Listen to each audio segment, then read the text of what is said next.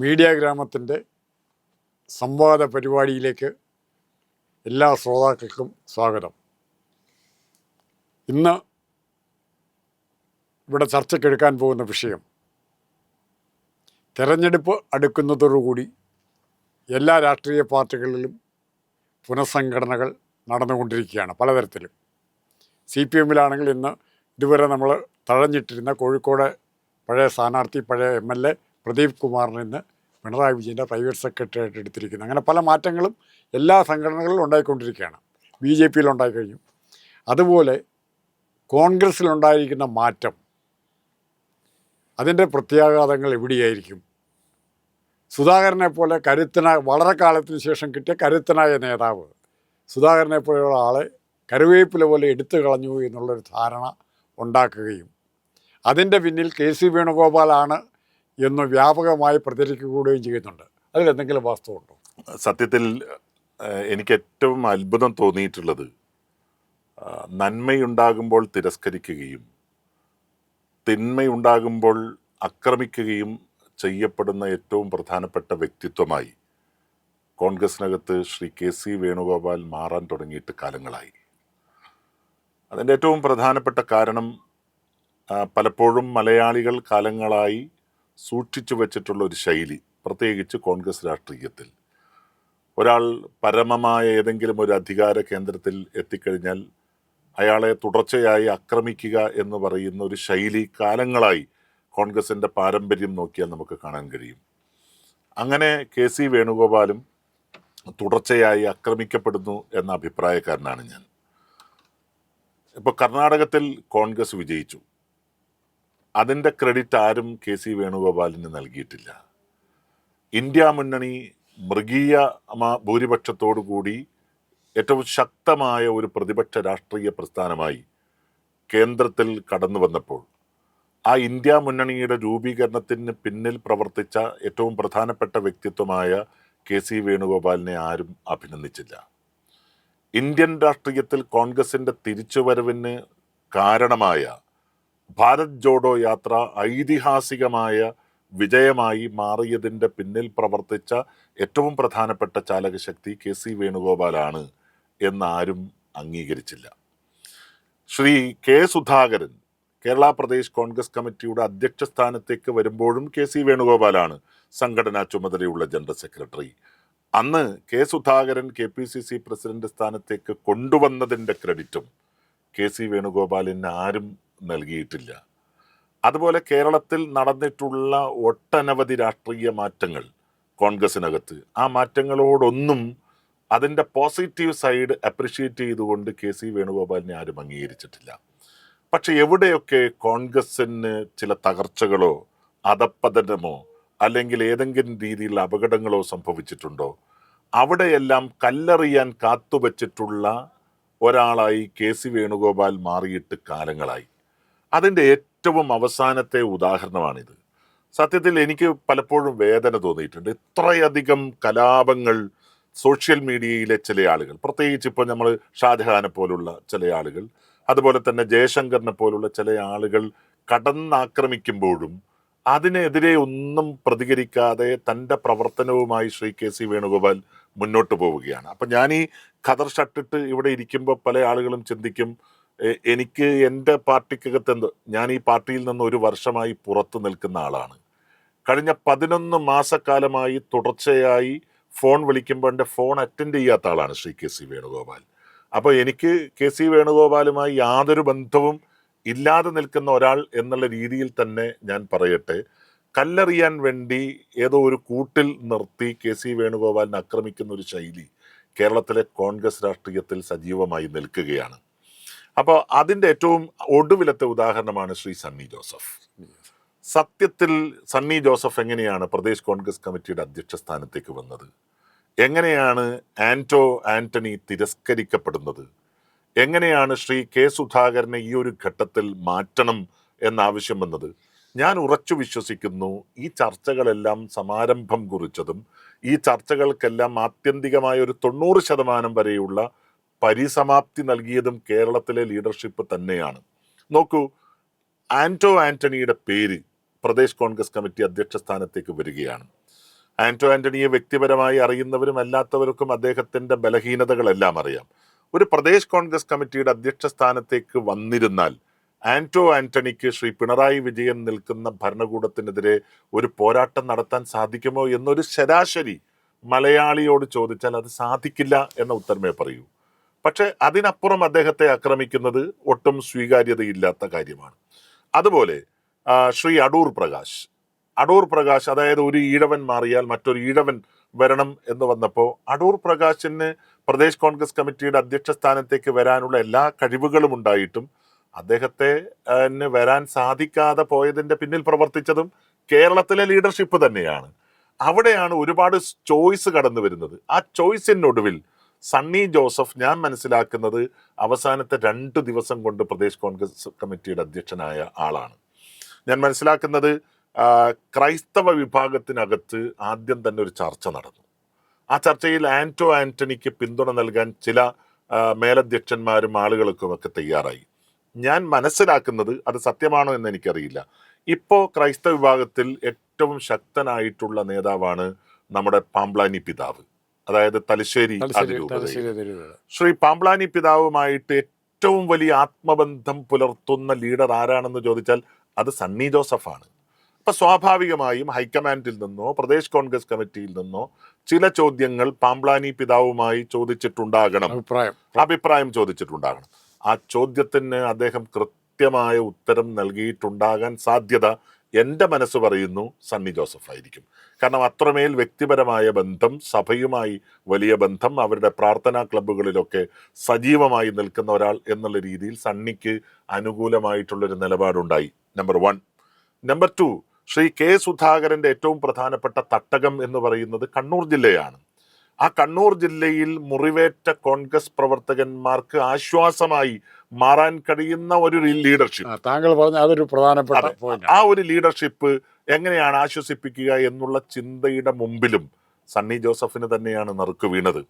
3ാമത്തെ കാര്യം, ഇപ്പോഴത്തെ ഒരു കോൺഗ്രസ് രാഷ്ട്രീയത്തിൽ ഒരു പാച്ചപ്പ് പോളിസി ലീഡർ അതാണ് അത്യാവശ്യം എന്ന് പറയുന്നത്. കാരണം എല്ലാവരോടും ദ്വന്ദ്വയുദ്ധം ചെയ്യുന്ന ഒരു ലീഡറല്ല, മറിച്ച് സമവായത്തിന്റെ ഒരു ലീഡറെയാണ് സത്യത്തിൽ കോൺഗ്രസിന് കേരളത്തിൽ ആവശ്യം. കാരണം ശ്രീ വി.ഡി. സതീശനുണ്ട്, രമേശ് ചെന്നിത്തലയുണ്ട്, അതുപോലെ തന്നെ ശ്രീ കെ.സി. വേണുഗോപാലുണ്ട്, ഒട്ടനവധി നേതാക്കന്മാർ നിരന്നു നിൽക്കുന്ന കേരളത്തിനകത്ത് അവരെയെല്ലാം കൺസോളിഡേറ്റ് ചെയ്ത് വളരെ കൃത്യമായിട്ടുള്ള ചില തീരുമാനങ്ങളിലേക്ക് പോകാൻ കഴിയുന്ന തെന്നല ബാലകൃഷ്ണ പിള്ളയ്ക്ക് ശേഷമുള്ള ഒരു ഒരു ഒരു ഒരു മിതവാദിയായിട്ടുള്ള കോൺഗ്രസ് ലീഡർ, അതും സണ്ണി ജോസഫിന് അനുകൂലമായിട്ടുള്ള ഒരു പോയിന്റായിട്ട് മാറിയിട്ടുണ്ടാകും എന്ന് ഞാൻ കരുതുന്നു. ഈ പോയിന്റുകളെല്ലാം ചേർന്നപ്പോൾ സണ്ണി ജോസഫ് KPCC പ്രസിഡന്റ്, സ്വാഭാവികമായി ചോയ്സ്. ആ ചോയ്സിനകത്ത് എങ്ങനെയാണ് KC വേണുഗോപാലിന്റെ നിലപാട് ശക്തമാകുന്നത് എന്ന് എനിക്കറിയില്ല. കാരണം ഞാൻ മനസ്സിലാക്കുന്നത് സണ്ണി ജോസഫും ശ്രീ KC വേണുഗോപാലും കണ്ണൂർ രാഷ്ട്രീയത്തിൽ ഒരുമിച്ച് പ്രവർത്തിച്ചവരാണ്. പക്ഷേ അന്നൊന്നും ശ്രീ KC വേണുഗോപാലിനോടൊപ്പം ചേർന്ന് നിന്നിട്ടുള്ള ആളല്ലല്ലോ സണ്ണി ജോസഫ്. കാരണം സണ്ണി ജോസഫിനെ കണ്ണൂരിൽ അറിയപ്പെടുന്നത് സണ്ണി വക്കീൽ എന്നാണ്. കാരണം ശ്രീ K. സുധാകരനുമായി ബന്ധപ്പെട്ട് നിൽക്കുന്ന സകല കേസുകളും അന്ന് ഓരോ കോടതികളിലും കയറി അതിന് പരിഹാരമുണ്ടാക്കാൻ പ്രവർത്തിച്ച 2 ആളുകൾ ഞാൻ മനസ്സിലാക്കുന്നത്, ഒന്ന് സണ്ണി വക്കീലും മറ്റൊന്ന് അഡ്വക്കേറ്റ് ആസഫ് അലിയുമാണ്. ഈ 2 പേരാണ്. അപ്പൊ സ്വാഭാവികമായും സുധാകരനോട് ഇഴകിച്ചേർന്ന രാഷ്ട്രീയമാണ് അദ്ദേഹത്തിനുള്ളത്. അവിടെ ഏതെങ്കിലും രീതിയിലുള്ള ഒരു പൊളിറ്റിക്കൽ പ്രോക്സിമിറ്റി ഉണ്ടാക്കിക്കൊണ്ട് KC വേണുഗോപാലിന് സണ്ണി ജോസഫിനെ ഉയർത്തിക്കൊണ്ടുവരാൻ കഴിയില്ല. പക്ഷെ ഇതൊക്കെ നടന്നതിന് ശേഷവും ആന്റോ ആന്റണിയുടെ പേര് വന്നപ്പോൾ അത് KC വേണുഗോപാലിന്റെ മുതുകത്ത് ചാരി. ഈ പ്രഖ്യാപനത്തിന് മുമ്പ് വലിയ അക്രമം ഉണ്ടായല്ലോ. പക്ഷെ പ്രഖ്യാപനത്തിന് ശേഷം സണ്ണി ജോസഫ് വന്നപ്പോൾ അദ്ദേഹത്തിന്റെ ബയോഡാറ്റയും പ്രൊഫൈലൊക്കെ എടുത്തിട്ട് മറ്റു പല നേതാക്കന്മാരുമായി കമ്പയർ ചെയ്ത് ആക്രമിക്കുന്ന ഒരു ശൈലി ഉണ്ടായി. ഞാൻ പറയുന്നു, ശ്രീ KC വേണുഗോപാലിനെ ബോധപൂർവമായി ഒരു വിഭാഗം മാധ്യമങ്ങൾ ചില നേതാക്കന്മാരുടെ പിൻബലത്തോടു കൂടി തന്നെ ആക്രമിക്കപ്പെടുന്നു. ഇപ്പൊ ഉദാഹരണത്തിന് ശ്രീ ഷാജഹാൻ, അദ്ദേഹം VS അച്യുതാനന്ദന്റെ ആയിരുന്നു, പേഴ്സണൽ അസിസ്റ്റന്റ് ആയിരുന്നു എന്നാണ് ഞാൻ മനസ്സിലാക്കുന്നത്. അപ്പോൾ അദ്ദേഹം എൻ്റെ ഏറ്റവും വലിയൊരു സുഹൃത്താണ്.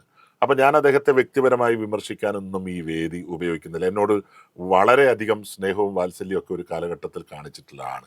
പക്ഷേ ശ്രീ ഷാജഹാന്റെ ഇത്രയും കാലത്തെ വീഡിയോസ് അത് മൊത്തം ഒന്ന് പരിശോധിച്ച് നോക്കിക്കഴിഞ്ഞാൽ അദ്ദേഹത്തിന് ചില ടാർഗറ്റുകൾ ഉണ്ട് സതീശനെ എന്നും ഇഷ്ടമല്ല. സതീശനെ സതീശനെ ഇഷ്ടമല്ല. അപ്പൊ ചില ടാർഗറ്റുകൾ ആർക്ക് വേണ്ടിയാണ് എന്നറിയില്ല, ചില ടാർഗറ്റുകൾ ഷാജഹാൻ കൊണ്ടു നടക്കുന്നു എന്ന് മനസ്സിലാക്കാം. അപ്പൊ അദ്ദേഹമാണ് ഒന്ന് ആക്രമിക്കുന്നത്. മറ്റൊന്ന് ശ്രീ ജയശങ്കറിനെ സംബന്ധിച്ചിട്ടും അദ്ദേഹവും എൻ്റെ ഒരു ഗുരുതുല്യനായിട്ടുള്ള ആളാണ്, എനിക്ക് ഏറ്റവും പ്രിയപ്പെട്ട ആളാണ്, വളരെ സ്നേഹത്തോട് പെരുമാറുന്ന. പക്ഷെ അദ്ദേഹത്തിന്റെ ഒരു നിരീക്ഷണ പാഠവത്തിനകത്ത് അദ്ദേഹം എല്ലാ കാലത്തും ചില പൊതുശത്രുക്കളെ സൃഷ്ടിച്ചിട്ടുണ്ട്. അത് CPM-നകത്താണെങ്കിലും കോൺഗ്രസിനകത്താണെങ്കിലും BJP-ക്കകത്താണെങ്കിലും. അപ്പൊ സ്വാഭാവികമായും ജയശങ്കറും ശ്രീ ഷാജഹാനുമെല്ലാം ശ്രീ KC വേണുഗോപാൽ ഈ പ്രസ്ഥാനത്തെ ഇല്ലാതാക്കി മാത്രമേ അദ്ദേഹത്തിന്റെ പ്രവർത്തനം അവസാനിപ്പിക്കൂ എന്ന് പറയുമ്പോൾ KC വേണുഗോപാൽ ഈ വിഷയങ്ങളിലെല്ലാം എത്രത്തോളം ഉൾക്കൊണ്ടു എന്നുള്ളതിനെ കുറിച്ചിട്ടാണ് ഞാനിപ്പോൾ സംസാരിച്ചത്. നിങ്ങൾ പറയുന്നത് പോലെ KC വേണുഗോപാൽ ഇത്ര പ്രാഗൽഭ്യനായിരുന്നെങ്കിൽ വയനാട്ടിലെ കഴിഞ്ഞ തെരഞ്ഞെടുപ്പിൽ, പ്രിയങ്കയെ ജയിച്ച തെരഞ്ഞെടുപ്പിൽ രമ്യ ഹരിദാസ് എങ്ങനെ തോറ്റു?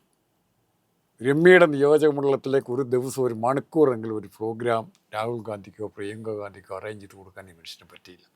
ഒറ്റ വിസിറ്റ് കൊണ്ട്, പ്രിയങ്ക ഗാന്ധിയുടെ ഒരു ദിവസത്തെയോ അര ദിവസത്തെയോ വിസിറ്റ് കൊണ്ട് ആ നിയോജകമണ്ഡലത്തിൽ ഈ 6000 വോട്ടിൻ്റെ കുറവ് കവർ ചെയ്ത് രമ്യയെ ജയിക്കുന്ന സ്ഥലത്തിലേക്ക് കൊണ്ടുവരാൻ സാധിക്കുമായിരുന്നു.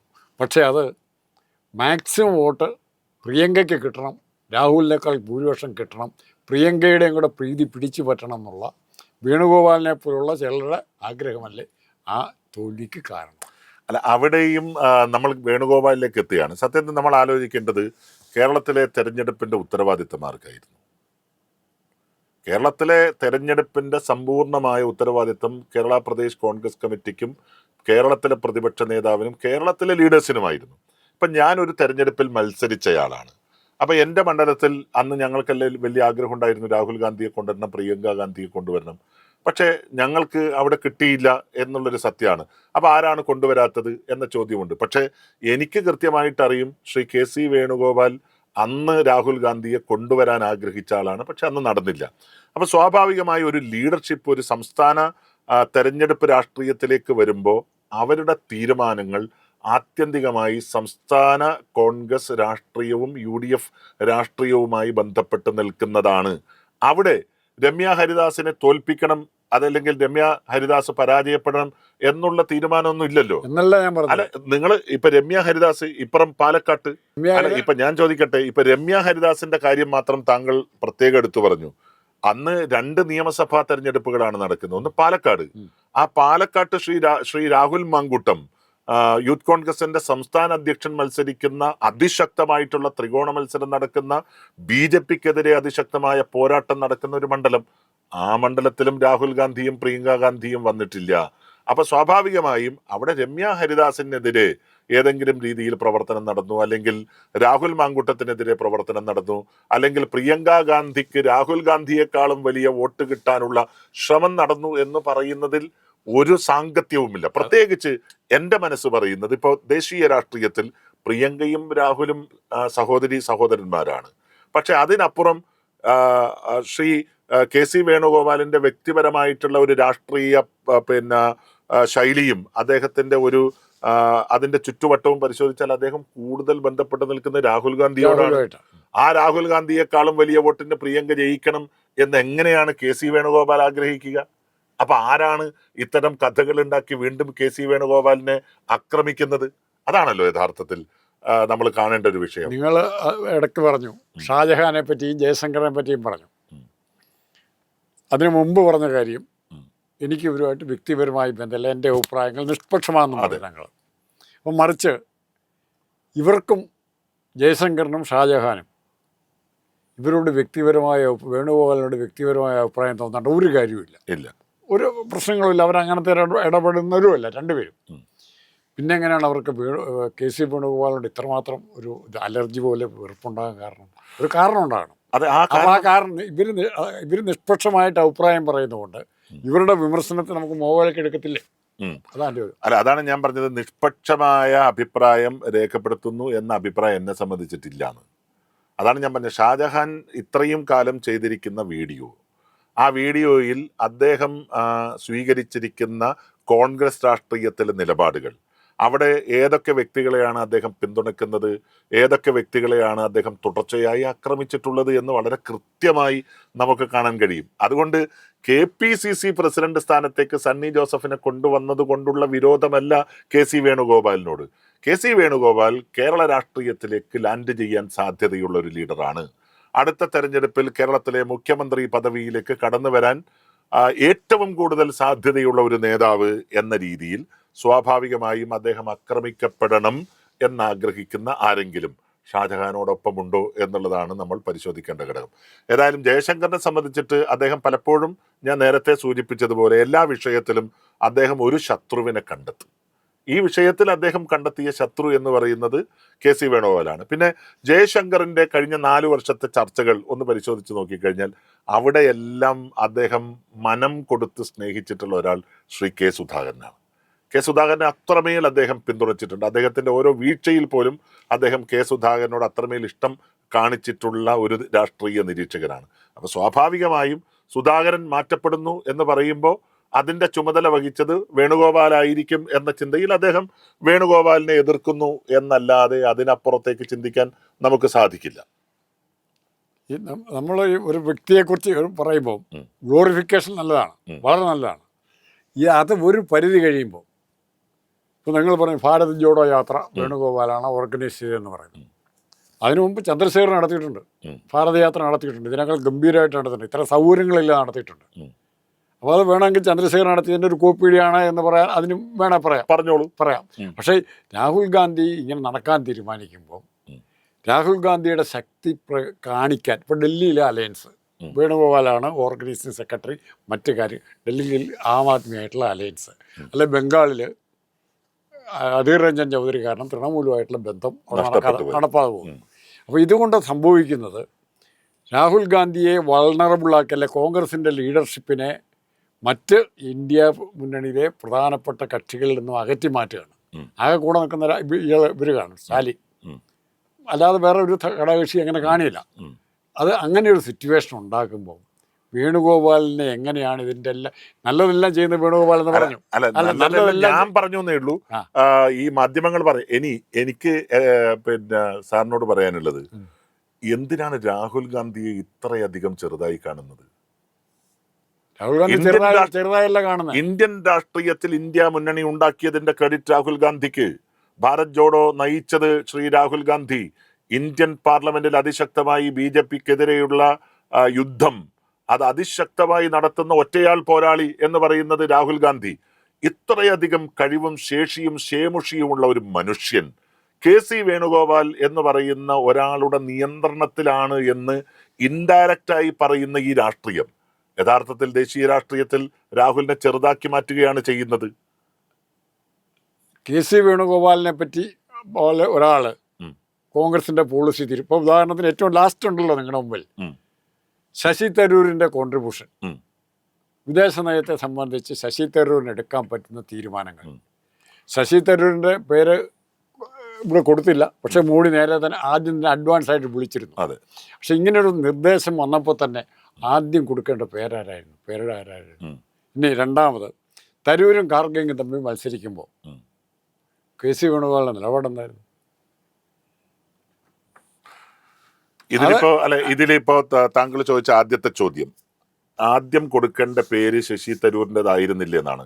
സത്യത്തിൽ BJP NDA സർക്കാരിന്റെ ഭാഗത്ത് നിന്ന് കോൺഗ്രസിനോട് ഇങ്ങനെ ഒരു പേര് ചോദിച്ചില്ല എന്ന് നമ്മൾ ഇന്നും മാധ്യമങ്ങളിൽ കണ്ടതാണ്. ചോദിച്ചില്ല, കോൺഗ്രസിനോട് ചോദിച്ചില്ല എന്ന് മാത്രമല്ല, കോൺഗ്രസിന്റെ റെപ്രസെന്റേറ്റീവിനെ ചോദിച്ചില്ല എന്ന് മാത്രമല്ല, കോൺഗ്രസിന്റെ പ്രതിനിധിയായി ശശി തരൂരിനെ നേരിട്ട് പ്രധാനമന്ത്രി ആ കമ്മിറ്റിയിൽ വെക്കുകയാണ്. നമ്പർ 1. നമ്പർ 2, കഴിഞ്ഞ കുറേ ദിവസങ്ങളായി നടന്നുകൊണ്ടിരിക്കുന്ന പ്രത്യേകിച്ച് യുദ്ധവുമായി ബന്ധപ്പെട്ട വിഷയങ്ങളിലെല്ലാം ശ്രീ ശശി തരൂർ എടുത്ത നിലപാട് സത്യത്തിൽ കോൺഗ്രസിനെ പ്രതിസ്ഥാനത്ത് നിർത്താൻ തന്നെ ഉദ്ദേശിച്ചു കൊണ്ടുള്ളതാണ്. അപ്പൊ കഴിഞ്ഞ കുറേ കാലമായി ശശി തരൂർ നടത്തിക്കൊണ്ടിരിക്കുന്ന പ്രസ്താവനകൾ അത് ശ്രീ നരേന്ദ്രമോദിയുമായി ബന്ധപ്പെട്ടിട്ടാണെങ്കിലും കേന്ദ്ര ഗവൺമെന്റുമായി ബന്ധപ്പെട്ടിട്ടുള്ളതാണെങ്കിലും ദേശീയതയുമായി ബന്ധപ്പെട്ടിട്ടുള്ളതാണെങ്കിലും കോൺഗ്രസിന്റെ നയസമീപനങ്ങൾക്കെതിരായിട്ട് ഒരു ഒറ്റയാൾ പോരാട്ടം പോലെ അദ്ദേഹം ഒറ്റയ്ക്ക് മാറി നിന്ന് സംസാരിക്കുകയാണ്. അതേ ശശി തരൂരിന് വലിയ എന്താ പറയുന്നത്, ഒരു സമ്മാനം പോലെയാണ് ഈ കമ്മിറ്റിയുടെ അധ്യക്ഷ സ്ഥാനത്തേക്ക് ഈ വൈദേശിക സംഘത്തിന്റെ നേതാവായി ശശി തരൂരിനെ കൊണ്ടുവരുന്നത്. അതിൽ കോൺഗ്രസിന് റോളില്ല. കാരണം കോൺഗ്രസോട് ചോദിച്ചിട്ടില്ല. കോൺഗ്രസ് ചോദിച്ചതിന് ശേഷം ശശി തരൂരിന്റെ പേര് കൊടുത്തില്ല എന്ന് വിചാരിച്ചോളൂ. അത് തെറ്റാണോ ശരിയാണോ എന്ന് നമുക്ക് പിന്നീട് തീരുമാനിക്കാം.